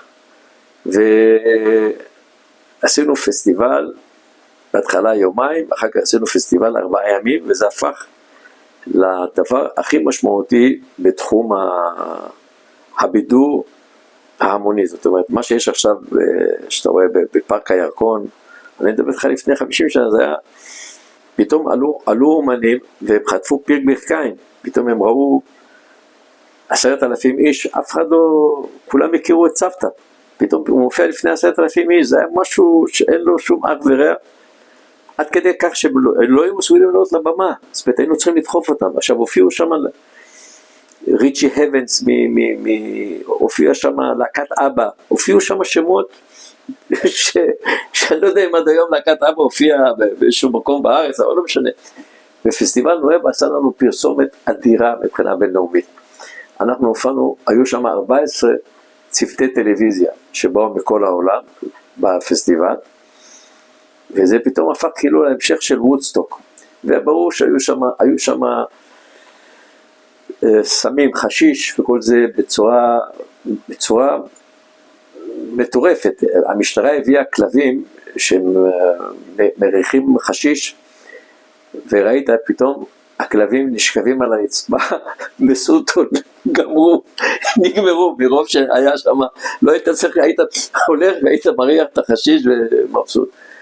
ואז הקמנו גם מועדון צלילה, הקמנו יחידה של סיורי מדבר, של קומנדקרים, היינו עולים לסנטה קטרינה, ומהר מאוד למדנו את כל הקונסים איך לעשות עוד יותר כסף. למשל היינו לוקחים אותם לסנטה קטרינה עם הקומנדקר, ואומרים להם אתם חוזרים ברגל, כאילו יעני חוויה, או שעולים ברגל וחוזרים בקומנדקר, וככה הקומנדקרים עבדו, והגענו למצב שהיה לנו הרבה מאוד קומנדקרים שעבדו, עשינו מועדון צלילה, שגם כן הצליח, כאשר היינו מבחינת הנוף התת-מימי, היינו הכי חלשים, מבחינת מול דהב ומול שארם א-שייח, אבל הצלחנו בכל מיני פטנטים. אני הייתי מביא חרסים שהייתי קונה וזורק אותם, זה היה אונייה פיניקית וכל מיני סיפורים כאלה, וזה היה על הכיף כיפק. וברור שהיו שם המון אירועים יוצא דופן. יום אחד בא אליי, נכנס אליי למשרד, תייר אנגלי עם צלצלת ככה, הוא אומר לי, תשמע, את הג'וק הזה מצאתי בחדר. אז אני אומר לו, תשמע, אנחנו לא מרססים פה בתור אידיאולוגיה, אנחנו לא מרססים, אנחנו חושבים שגם הג'וקים יש להם את המקום לחיות. אז מה אתה ג'וק כולו, זה לא, זה לא. אז אני אומר, לא, אתה לא הבנת את האירוע. הג'וק הזה, זה ג'וק שמבחינת הספרות הוא הוכחד, איננו. והתצפית האחרונה שעשו זה היה על צריפים שוודים בטריפולי, בשנת 1930, ומאז נעלמו עקבותיו. זה סנסציה, הג'וק הזה שיש לך פה. אז אני אומר לו, הוא מספר לי, הוא אומר, שכחתי להגיד לך, אני מהמוזיאון הטבע של לונדון, ואני הולך לכתוב על זה מאמר, וזה יהיה לך, אמרתי לו, רק תכתוב שמצאת אותו בדשא, לא בתוך החדר. ואכן, אחר כך ביקרנו במוזיאון הטבע, וראינו שפחלצו אותו, ורשמו שהוא אכן קיים, וכן הלאה. פיתחנו שם דבר שהוא היה גם כן מושך בצורה בלתי מיוחדת, זה היה חוף נודיסטים. ופשוט מה זה פיתחנו? שמתי שלט תחת הכניסה פה בלי בגדים, חוף נודיסטים, שמתי איזשהו דגל, ובאו, מתברר שיש נודיסטים בעולם שזה ברמה האידיאולוגית, לא ברמה הסקס. והחוף הזה היה מפוצה, זה כל הישראלים המציצים שהיו באים ורואים, זה גם כן הביא לנו ברכה. בקיצור, עשינו הרבה מאוד, התעשרנו שם בנואבה, בוא נגיד ככה, זה היה פרויקט מאוד מאוד מוצלח, ומצאנו את עצמנו פתאום בהמשך לשלום, מיועדים לפינוי. עכשיו אני, בגלל שיש לי חברים במוסד, יודע כבר את כל מה שקורה שם במשרד ראש הממשלה בשקט. ואני, הגיע מנחם בגין, הגיע אלינו לשארם ועשה לנו פגישה עם עם דהב, שארם ונואבה. ואנחנו יושבים ככה ליד השולחן, והוא אומר, אני התחייבתי לעשות שלום ואני אעשה שלום, אבל אתם תישארו פה, היישובים יישארו על תילם עם דגל עברי, ויגיעו אליכם מהים. עכשיו זה לא היה מדויק, כי אנחנו כבר ידענו שהוא, מה שהיה חשוב לו זה צפון סיני, כי שם היו 14 יישובים, ואנחנו דרום סיני 3 יישובים. ואני אומר לכם, חבר'ה, זה עבוד, אנחנו מתפנים. עכשיו יש לנו 2 ברירות, או ללכת ולעשות מלחמות כאלה ואחרות, או שאנחנו מבינים ואנחנו דואגים רק שיהיה לנו ייצוג משפטי, שנקבל את המקסימום שאפשר לקבל, שלא ידפקו אותנו עד הסוף. ואז אני התמניתי, גם הייתי היושב ראש הוועד לעצירת הנסיגה. ומתחילים, התפקיד שלנו זה היה לחסום דרכים. עכשיו אני אמרתי לכם, אנחנו נחסום, לא אמרו איפה, אז אנחנו נחסום אחרי הירידה לנואבה, אז כל מי שמגיע לשארם, אנחנו נפנה אותו לנואבה ויהיה טוב. וכך אנחנו עושים, ואז פתאום מופיע אוטובוס עם אורחים, תיירים, שבאו לסנטה קטרינה, ואני אומר לכם, תשמעו, מה באמת השוודים האלה, יאללה, ניתן להם לעבור. ואנחנו מחסום כזה גמיש, נותנים, פתאום שוקו לחיילים בשארם, יאללה, תעברו, עוברים. ואז פתאום מופיע אוטו ביאנקי, עם מספר ישראלי, לנו היו מספרים שחורים בדרום סיני, ואני אומר לחבר'ה, הנה, זה הקורבן, הוא לא עובר, סתם שיהיה לנו קצת התחכות. יורד, האיש אומר, חבר'ה, שלפו אותי אילת, אני בא לתגבר את ההפגנה, אנחנו זה, הוא לוקח דגל ומתחיל, ואנחנו גם לא יכולים לפרק את המחסום בגללו. אבל הבנו את המשחק, לקחנו את אמנון גולדנברג, שהיה משרד גדול, והוא דאג שנקבל פיצויים בצורה הוגנת. עכשיו שתבין עד כמה זה לא היה פייר כל הסיפור של הפינוי. באים אליי פקידי האוצר, אומרים לי, תשמע, אתה הולך לקבל על כפר הנופש X כסף. אני מסתכל, אני אומר, חבר'ה, זה אפילו לא דומה לתקרת ההשקעה המוכרת של משרד התיירות לחדר. נגיד, סתם אני אומר היום, אתה הולך להקים מלון, תקרת ההשקעה זה 1,000,000 שקל. פה אתם מדברים, דיברו אותי על 40,000, אמרתם, איפה הבאתם את המחירים האלה? אומרים לי, אתה הפקעה ברמה הכי קשה, זה הפקעה לטובת צורכי לאום, וקח את מה שנותנים לך, ועד בבית את המוח, לא תקבל גרוש יותר. עכשיו, היו לי קשרים טובים במועדון ים תיכון בפריז, אני מתקשר לחבר בפריז, אני אומר לו, תשמע, אני רוצה למכור לך את הכפר נופש, הוא אומר לי, תבוא לפריז, נדבר, אני בא, אני אומר לו, מספר לו, אני אומר, תשמע, אלה מזיינים לנו את הצורה, ודופקים אותנו, הוא אומר, אין בעיה, בוא נעשה תחתו, איזה מחיר שאתה רוצה, אני חותם, ואני לכאורה, מכרתי לו את הכפר נופש, ואז הם באים אליהם, עוד פעם, אני אומר לחבר'ה, אנחנו מסע ומתן על הכפר נופש נגמר, מכרתי אותו, אומרים לי, מה פתאום מכרת אותו? באיזה זכות? אמרתי לו, מה זה באיזה זכות? זה שלי, זה לא שלכם. הוא אומר לי, כן, אבל יש הסכם שלום, אנחנו צריכים להחזיר את הכל, אמרתי להם, הסכם שלום, אתם חתמתם, תתמודדו עם זה עכשיו. חוץ מזה, אמרתי להם, המצרים מסכימים, כי מועדון התיכון יש לו 5-6 סניפים כאלה, המצרים מסכימים, הצרפתים מסכימים, מה אתם מפריעים? מה אתם צריכים שם לבזבז עוד כסף 30,000 שקל לחדר? אני פותר אתכם מזה, זה בסדר, כולם מסכימים. לא, בשום אופן, בסוף קיבלנו כסף לפי ההסכם הצרפתי, והיינו מבסוטים שהצלחנו לקבל את מה שמגיע לנו, לא יותר ולא פחות. עכשיו, נואבה, זה היה בעברית מושב נביאות, זה היה מושב עובדים לכל דבר, זאת אומרת, היה לנו חקלאים והיו לנו עובדי תיירות, ואני קיבלתי את השכר שלי לפי החקלאי השלישי, זאת אומרת, חקלאי שלישי זה דבר שמשתנה, זה כמו תחרות באולימפיאדה, והיה לי שכר מאוד מאוד מכובד וטוב, וקיבלתי את שכרי בלי שום קשר לרווחי הכפר נופש, שהם היו עצומים. עכשיו, אני דרך אגב, פעם ראשונה הבנתי את המשפט, הבנתי שהמשפט לא נכון, שלכסף אין ריח. כי כשהיינו עושים את הפסח וכל מיני כאלה, היינו ממלאים ארגזים של תנובה בכסף, אבל היינו רק לספור את זה, ובסוף היית מריח, היה ריח לכסף, זאת אומרת, והיינו מביאים במסעית את הכסף לבנק, והם היו עמומים מהכמויות של הכסף שעשינו, והכל היה באמת במחירים יחסית זולים ויחסית נמוכים. עכשיו, בנואבה היו לנו הרבה מאוד סיפורים מיוחדים כאלה. יום אחד בא לי ראש העיר של וינה, ואומר לי, תשמע, אתה חייב לדובב איתו זה, אני הולך לבר, מביא לו משהו לשתות. עכשיו, כמה אתה יכול לדבר עם ראש עיר של וינה? מה עוד שיש לך עוד בעבודה עד כאן? זאת אומרת, זה בשבילך, זה בזבוז. אני אומר לו, תגידי, מה בעצם אתה עושה בתור ראש עיר של וינה? מה הסדר יום שלך? אז הוא אומר לי, למען האמת, אתה שואל אותי שאלה, אני לא עושה כלום, כולם עושים, אני רק בישיבות, ואני מחליט כן, לא, ואם יש הכרעה, אז יש לי 2 קולות בזה, אבל אני לפעמים גם דוחף דברים שהם קרובים לליבי. אני עכשיו עשיתי מבצע, החלטתי שאנחנו מאכילים את הברבורים, שבגיעים לווינה, אנחנו מביאים אותם לאסמים של חקלאים מסביב לווינה, ואנחנו מממנים את ההאכלה שלהם, כי אחרת הם קופאים והם מתים, וזה נורא. אני אומר, תשמע, יש לי פה פינת חי, אולי תארגן לי 2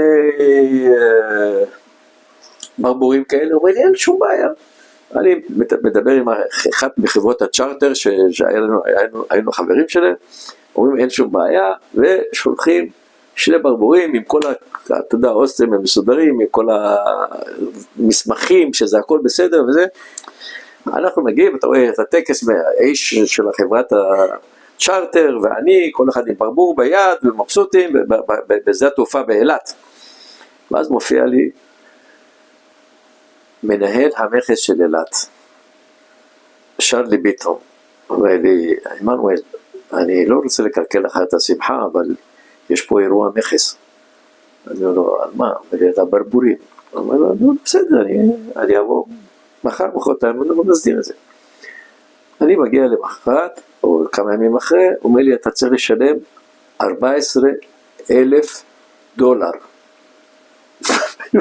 מה זה? איפה הבאת את זה?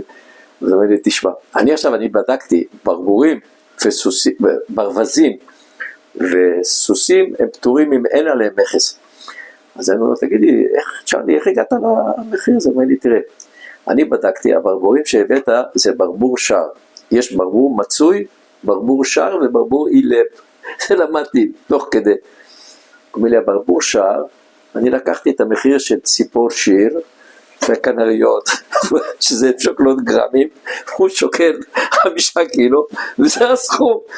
אני אומר לו, צ'רלי, אבל זה ברבור, זה עוף, זה ברבור שר. אומר לי, אם זה היה ברבור אילם, או ברבור מצוי, זה ברבור שר. אז הלכתי לפרופסור מנדלסון, היה בתל אביב, שהיה לו פינת חי בתל אביב, תחת האוניברסיטה, והוא הוציא לי מסמך שהברבור זה ברווז מסוג עוף כנף וזה, והוא לא שייך ציפורי שיר, וככה קיבלתי פטור מהמכס על אותם הברבורים. וכאמור, הסיפור של השלום, אוטוטו כבר זהו, הגיע כבר גנרל מצרי, והאלה מהמכס, ואני מתחיל, זה הטרקטור עולה, זה נשאר פה, זה הולך לאוצר, זה הולך לזה, ואני יומיים מחלק את הרכוש, וכל הזמן בלב המהומה של הפינוי, ואז אומרים לי, 4 בבוקר, זהו, המשאית שלך הגיעה, דאגנו להעמיס לך אותה, כי אני עסקתי בעשייה הזאת של להעביר את הכפר נופש, לפי ההסכמים, ואני מגיע נוסע מנוהמה, מגיע לפה, לבית יהושע, 8 בבוקר אני יושב, ככה אין לי טלפון, דומיה של מושב עובדים בית יהושע, אף אחד לא פונה אליי, אף אחד לא מדבר איתי, אף אחד לא שואל אותי כלום, אני מרגיש שאני מת, זהו, נגמרו לי החיים, אני פתאום יושב, אין לי כלום. למה אתה מגיע לבית יהושע? למה אני מגיע לבית יהושע? עשיתי למען האמת הערכת מצב, בקנייה, אני תמיד הייתי איש של אסטרטגיה, אני נורא אוהב ככה לחשוב אסטרטגית, ועשיתי הערכת מצב בכתב, וכתבתי לאשתי, אוקיי, בואי נראה לאן אנחנו רוצים. אז אמרתי לה, אני רוצה שאנחנו נהיה על יד הים. אבל לא על שפת הים, על יד הים. 1. אני רוצה שיהיה לנו נגישות לכבישים ארציים. וככה רשמתי לעצמי ככה וככה פרמטרים, בסוף הגעתי ליהודים, כפר נטר, בית יהושע. זה היה, ואז התברר לי שבבית יהושע, מתוך 3 יש גם תחנת רכבת. אמרתי לה, תחנת רכבת לימים זה יהיה המטרו, ובאמת אנחנו ב-17 דקות מגיעים לתל אביב, שזה יותר קרוב מתל אביב שמגיע לתל אביב, והגענו לבית יהושע, והתקבלנו פה, ובבית יהושע הייתי 20 שנה היושב ראש של המושב, והפכתי, זה היה מושב די מוזנח, והפכתי אותו למושב, ראית, הוא מטופח, וגם לפני כמה חודשים דאגתי גם לעשות איזושהי עסקת נדל"ן גדולה, שהניבה לכל חבר הרבה מאוד כסף, בערכים של נטו, ואמרתי מספיק עם 20 שנה זה יותר מביבי, אני מפסיק ופרשתי כשאני פורש בשיא. ואז אחרי יום או יומיים מגיע אליי נציג הסוכנות היהודית, אומר לי, תשמע עמנואל, אתה יש לך ניסיון, עוד פעם הזקה, תפסת יום סוער.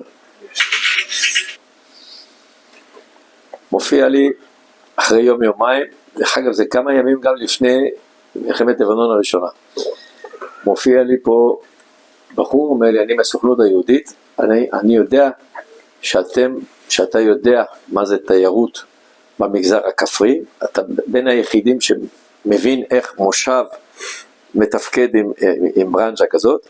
עכשיו, כל הצמרת של הסוכנות היהודית הגיעו מטבע הדברים לנואבה. גם פעם בשנה הם היו באים כי היינו יישוב סוכנותי, והיינו מקבלים תקציבים ותקציבי פיתוח, התחלנו בהתחלה עם ההון עצמי של הסוכנות היהודית, ואומר לי, יש בחור בשם יהודה דקל, הוא המנכ"ל, והוא רוצה שאתה תעבוד, ואתה תפתח לנו את התיירות במגזר הכפרי. בסדר? אני מגיע ליהודה דקל, בחור באמת יוצא דופן, אני אומר לו, תשמע יהודה, אצלי פקיד סוכנות, זה משהו לא טוב במנטליות. אני מוכן, בתנאי שאני העוזר שלך לענייני תיירות. אל תיתן לי, ודבר שני אמרתי לו, אני גם אין לי סבלנות להתווכח עם אנשים שהם דובי לא, שכל דבר לא, ולא, זה אמרתי לו, אתה נותן לי סמכות ואחריות, ואני מבטיח לך שאני אכניס לך את ההתיישבות לתיירות. אבל תן לי את המנדט עד הסוף, בלי גמגומים, וכשאני מגיע למקום, מה שאני אומר, זה מה שעושים, לא כל אחד שלא מבין, מבלבל את המוח בשביל הפרוטוקול. אמר לי, אין בעיה. אז הוא מציע לי, אומר לי, תשמע, אני מציע שתתחיל עם הסוכנות, מחלקת את הארץ צפון, מרכז ודרום, אומר לי, תתחיל עם צפת, יש שם בחור בשם משה גורליק, והוא מנהל החבל, הוא אדם רציני, ותוכל איתו לעשות מה שאתה רוצה.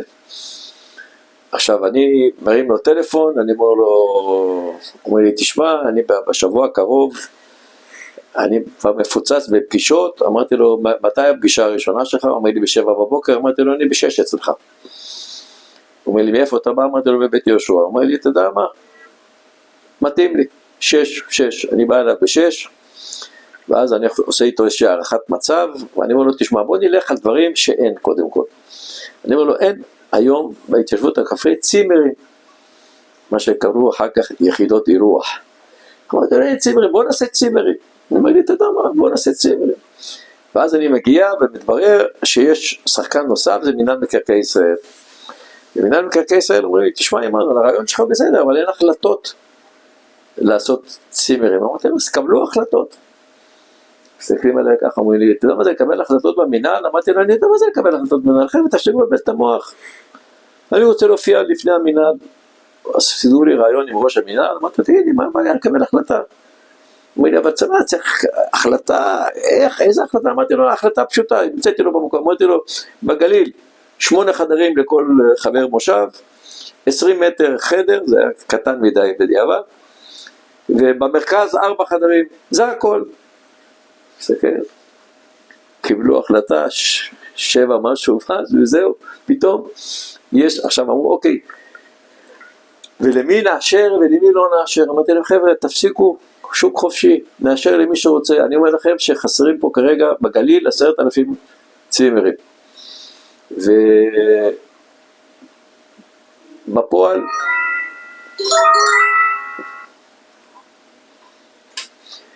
ואז אנשים רצו על הצימרים, זה היה בעלה לזהב, ונוצרו 12 צימרים, ובסוף המספר הנכון, שזה היה צריך להיות כנראה 7,000, מבחינת כושר נסיעה וכן הלאה, ואז ברור ששרדו רק הטובים, והיום יש אלפי משפחות, זה כבר עבר לדרום בעיקר, והצימרים זה הפך לדבר, הליך חוקי ומסודר, ואז המשכנו והתחלנו לעשות כפרי נופש, עשינו את חד נס, שזה כפר נופש לדתיים, עשינו את רמות, כשהתפקיד שלי זה היה לכתוב את הפרוגרמה, והייתי כותב 120 חדרים, ככה וככה, והייתי דואג שיהיה טאבה, תוכנית בינוי עיר, שמאפשרת את זה, וככה מצאתי את עצמי מריץ פרויקטים בגליל, מקצה לקצה, כולל דברים ומעגנות וכל מיני דברים שלא היה לי שום רקע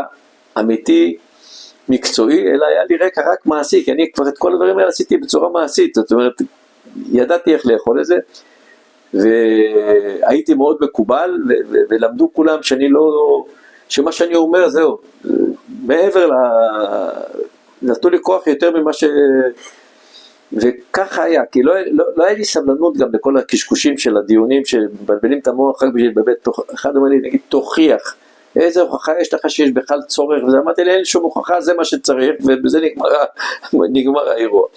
עכשיו, יצא לנו לעשות גם דברים יוצאים מן הכלל, כל הסיפור של הקמת משגב, שגב, גוש שגב. זה היה עם אריק שרון, הוא היה שר השיכון, והוא אמר לנו, חבר'ה, תעשו את זה, היינו מכינים תיקים בכל יישוב, והתפקיד שלי זה היה לסמן את החלק הצהוב בטבע, שזה תיירות, על המקום שצופה לנוף, אז היינו באים כל מיני הררית, והיינו ממש קבענו, והיינו נושאים, ואני יכול להגיד לך היום דרך אגב מה היה הקריטריונים, הקריטריונים זה היה אדמות פנויות, אבל בדרך כלל היינו עוצרים, כשפתאום אחד אומר אני חייב להשתין, אז כבר עצרנו, אז היינו פוסים את המפה, יאללה ציק צ'יק, ואם אחד היה צריך שירותים יותר כבדים, אז היה כבר יישוב יותר גדול, כי היה לנו יותר זמן להתדיין, ועשינו סימנו 30 יישובים ב3 שנים, שתבין, זה פרויקט. עכשיו אריק שרון היה דואג נפתחו לנו את הוועדה המחוזית, היינו באים בלילה לוועדה המחוזית עם התיקים, היו חותמים, לא שיתוף ציבור, לא כל הקשקושים שיש היום, וככה קם כל העניין הזה, ולכולם יש שם סימונים צהובים על הסיפור של התיירות, והיינו כולו 3 או 4 אנשים, גיאוגרף, כלכלן, אני,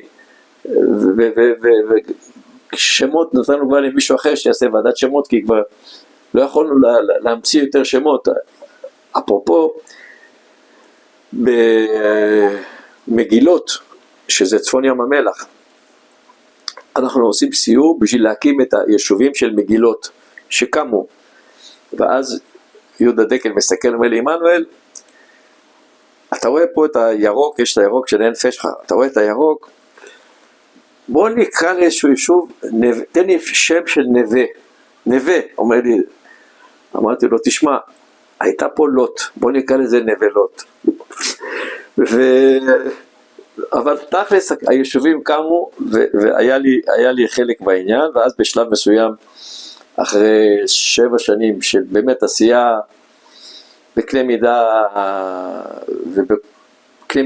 בלתי נתפס, פתחתי חברה פרטית, ובחברה הפרטית אני נותן היום שירותים גם למינהל, גם למשרד התיירות, גם לעיריות, גם למועצות אזוריות. אני עכשיו כרגע עושה תוכנית לוועדה המחוזית, תוכנית לכל הגליל המערבי, ואנחנו גם כנראה נתחיל תוכנית על חיפה. עשיתי כמה וכמה תוכניות גם בחוץ לארץ,